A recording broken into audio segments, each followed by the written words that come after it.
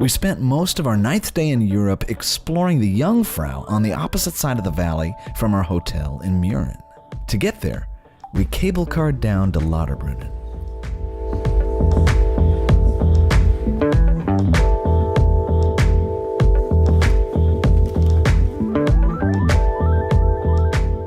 Then we hopped on a train equipped with special teeth that grip a center rail for extra traction. The train first stopped in the resort town of Wengen. Then we climbed higher and higher up the Jungfrau.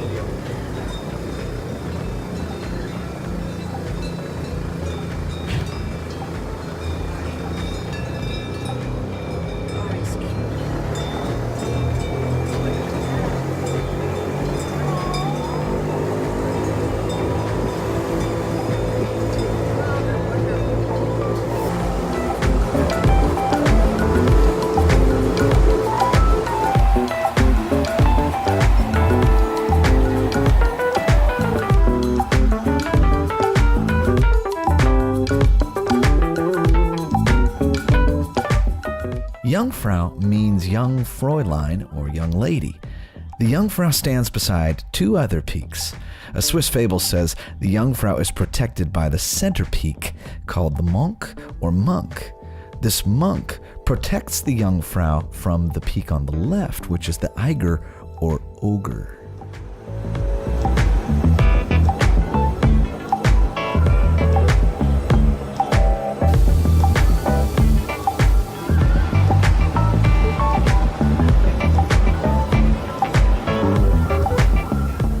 Also of note, we passed a Chinese couple taking their wedding pictures out on a ledge. Chinese couples frequently travel here for wedding photos, even though the ceremonies take place in China. Then we switched trains at Kleine Scheidegg for a last 30-minute climb to the Jungfrau. The train grinded below the Eiger and Monk until we stopped at the Jungfrau station.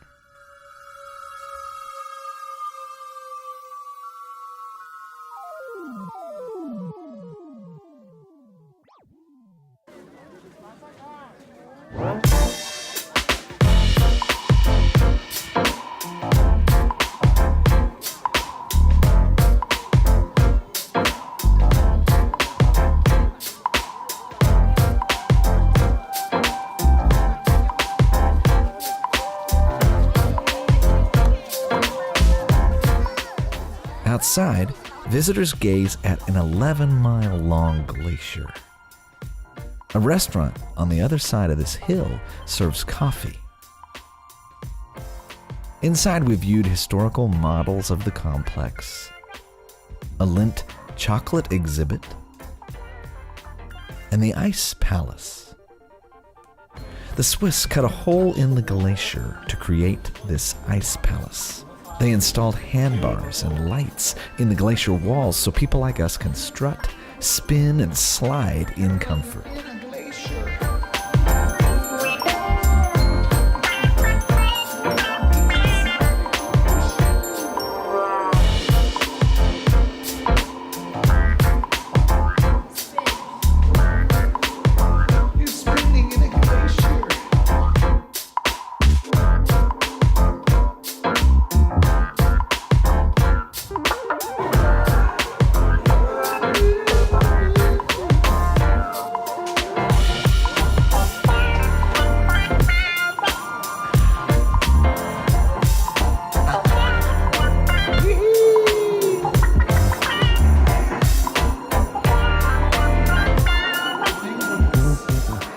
Then we headed back down to Kleine Scheidegg.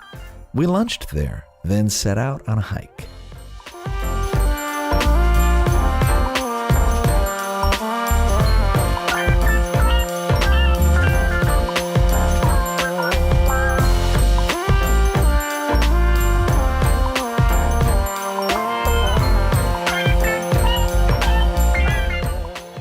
The town of Grindelwald lay in the valley below.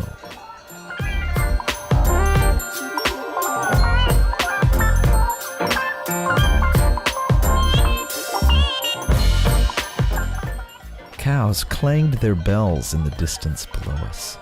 I wanted to get up close and personal with a cow. I found a path down to some cows nearby.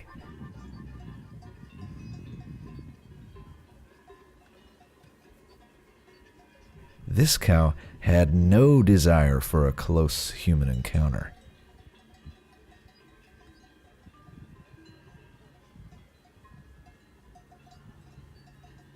I walked a little closer, and the cow advanced toward me and began pushing me away with its head. I got the message. I wasn't welcome.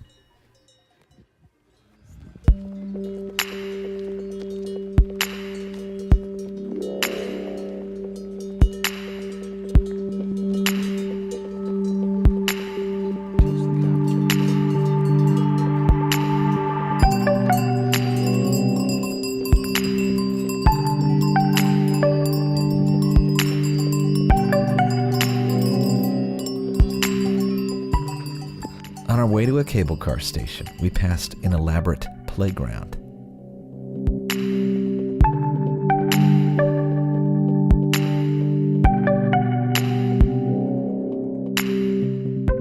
There's Interlaken in the distance, then down the Lauterbrunnen Valley, that's Vangen right below us. And then in the distance on the valley floor lies the town of Lauterbrunnen. Then you can see the cable car going up to the train station on the cliff. And the train track is hard to see, but it goes all the way to Mürren, that bright village against the cliff. Then further from us and a little lower on the cliffside is Gimmelwald. The famous travel writer Rick Steves considers Gimmelwald his personal heaven on earth. This is the Berner Oberland. The Jungfrau and Monk are covered in clouds, but the Eiger is visible.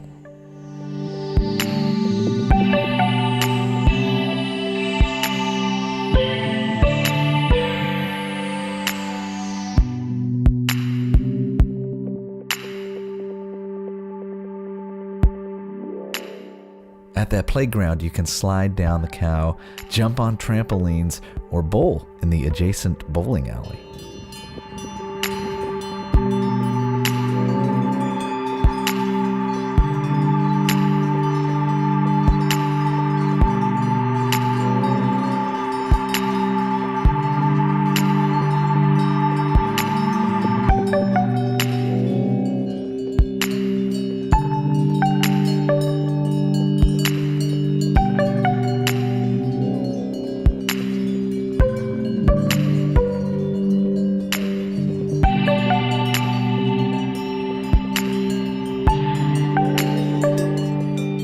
Our hike ended at the Mannlichen cable car station. From there we headed down to Wengen, caught a train to Lauterbrunnen, then ultimately returned to Mürren. It began to rain.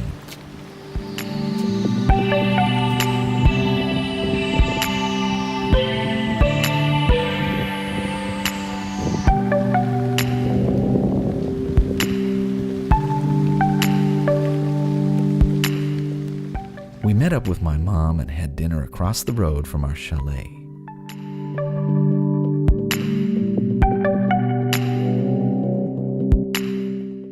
After dinner, we popped over to a nearby vista to savor the last moments of daylight.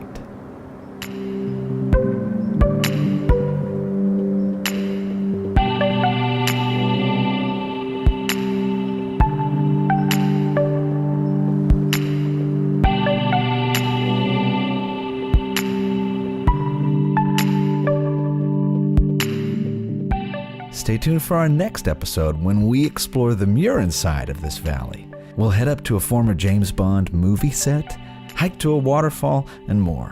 Ciao for now. Remember to subscribe.